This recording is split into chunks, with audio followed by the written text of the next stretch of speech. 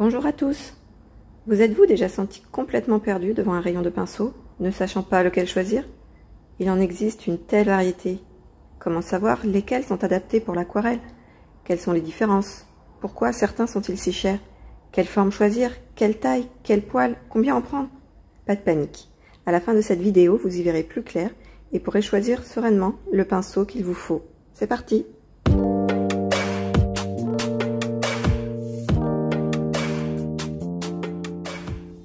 Voici d'abord les caractéristiques principales d'un pinceau pour l'aquarelle. Le manche est généralement assez court. Les poils y sont fixés avec une virole. Elle est soit en métal, soit en plastique ou plume serrée par des fils. La pointe du pinceau doit être bien pointue lorsque le pinceau est mouillé pour pouvoir faire des traits fins et précis. Les poils des pinceaux pour aquarelle sont doux et délicats, contrairement aux brosses pour l'huile ou l'acrylique, pour ne pas abîmer la surface du papier et mieux retenir l'eau. Ils doivent pouvoir absorber beaucoup d'eau et de pigments et les libérer sur le papier de façon homogène et continue. Les différentes formes. Les plus communs sont les pinceaux ronds, c'est-à-dire dont la touffe de poils est ronde à la base. Ce sont les pinceaux les plus polyvalents. Vous les trouverez avec divers types de poils.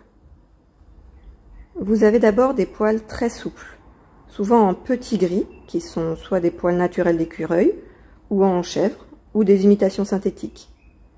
Ces pinceaux peuvent retenir de grandes quantités d'eau et sont donc parfaits pour des lavis uniformes. Ils sont d'ailleurs appelés pinceaux à lavis ou mouilleurs pour cette raison. Ce sont des poils très mous qui ne reprennent pas leur forme tout seuls. De ce fait, ils ne sont pas faciles à contrôler pour faire des détails. Ensuite, vous avez les pinceaux plus nerveux, c'est-à-dire plus fermes et élastiques, qui reprennent mieux leur forme lorsqu'on les courbe. Ce sont des pinceaux qui peuvent être du vison, de la martre, de la belette, du putois ou une imitation synthétique. Ils permettent un meilleur contrôle, donc de faire des détails plus précis. Que ce soit pour des pinceaux souples ou nerveux, les poils naturels ont la capacité d'absorber beaucoup d'eau et de pigments, ce qui est un avantage. Mais ils sont plus fragiles et plus chers. Les poils naturels de la meilleure qualité peuvent vite devenir exorbitants, surtout si le pinceau est gros. Par ailleurs, on ne sait pas toujours dans quelles conditions sont élevés les animaux dont sont issus ces poils. De plus en plus, les fabricants proposent des pinceaux synthétiques de très bonne qualité, qui miment les caractéristiques des poils naturels, tout en étant plus résistants et bien moins onéreux. En dehors des formes rondes, vous trouverez des pinceaux plats, c'est-à-dire dont la virole est aplatie au niveau des poils. Ceux-ci peuvent être de forme droite, biseautée ou en dague. Certains artistes préfèrent ces formes aux pinceaux ronds. C'est une question de préférence personnelle. Tous ces pinceaux se retrouvent dans différentes tailles. Notez qu'il n'y a aucune norme concernant les numéros de pinceaux d'une gamme à l'autre, même chez un même fabricant. Oui, ce serait beaucoup trop simple. Sachez que plus vous peindrez de grands formats, plus il faudra que votre pinceau puisse se charger en eau et pigments. Vous devez être en mesure de faire vos plus grandes surfaces, le ciel par exemple, sans le recharger. Soit vous avez un pinceau dont les fibres sont très absorbantes, soit vous en augmentez la taille. Pour vous donner une idée, je dirais que pour du format A4, il faut pour un pinceau rond que la touffe ait un diamètre à la base de 5 à 7 mm environ. C'est en général une taille moyenne. Si vous ne deviez avoir qu'un seul pinceau, ce serait celui-là. Un rond, assez absorbant, suffisant pour mouiller la feuille et faire de beaux lavis, assez nerveux pour garder le contrôle, avec une pointe fine pour les détails. Personnellement, je n'utilise bien souvent que ce seul pinceau. Il faut déjà compter entre 15 et 30 € environ. Il existe aussi des pinceaux spéciaux, aux formes variées, qui sont très loin d'être indispensables, surtout pour débuter.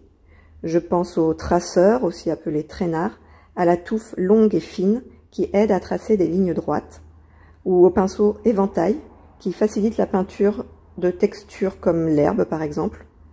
Vous pouvez aussi ébouriffer ou aplatir la virole d'un vieux pinceau rond pour produire le même effet. À fuir absolument les pinceaux vraiment bas de gamme, dont la pointe ne se forme pas, avec des poils rebelles qui tombent, des viroles mal fixées, etc. Maintenant, parlons un peu de l'entretien. Vos bons pinceaux sont précieux, soyez délicats avec eux pour les préserver. Ne les utilisez que pour l'aquarelle et jamais pour le liquide de masquage. Ne les laissez jamais tremper dans l'eau, au risque de ruiner leur pointe. Ne les frottez pas dans le godet ou sur la palette, surtout à rebrousse-poil. Lavez-les doucement à l'eau claire après utilisation. Épongez l'excès d'eau et laissez sécher à plat. Pas les poils vers le haut, l'eau irait se collecter dans la virole et altérerait la tenue des poils. Lorsqu'ils sont neufs, les poils sont recouverts d'une substance qui les colle ensemble pour maintenir la forme et les protéger entre leur fabrication et votre achat. Agitez le pinceau dans l'eau claire pour dissoudre cette substance et libérer les poils avant la première utilisation. Pour le stockage, une fois sec, dans un pot, tête en haut ou à plat, en tout cas avec rien qui n'appuie sur la pointe. Pour le transport, je conserve les embouts plastiques avec lesquels ils sont vendus. Je les remets en place en prenant soin de ne rebiquer aucun poil. Il existe aussi des pinceaux de voyage, dont le manche sert de capuchon. Hyper compact et sécure pour transporter vos pinceaux. Petite astuce pour bien reformer la touffe et coller les poils ensemble, vous pouvez humecter vos doigts avec un peu de salive avant de reformer la pointe. Vous avez aussi certainement déjà vu ces pinceaux à réservoir d'eau. Personnellement, je les aime beaucoup, à condition de bien les choisir et les utiliser. Dites-moi en commentaire si une vidéo spécifique à ce sujet vous semble intéressante. Voilà, maintenant que vous savez distinguer les différents types de pinceaux, n'oubliez pas que c'est l'outil qui prolongera votre main et votre geste. Son choix est donc très personnel. Certains artistes aiment les pinceaux très souples, d'autres plus rigides. La prise en main est aussi importante. L'objet doit vous plaire et vous donner envie de l'utiliser. Alors, à vos pinceaux!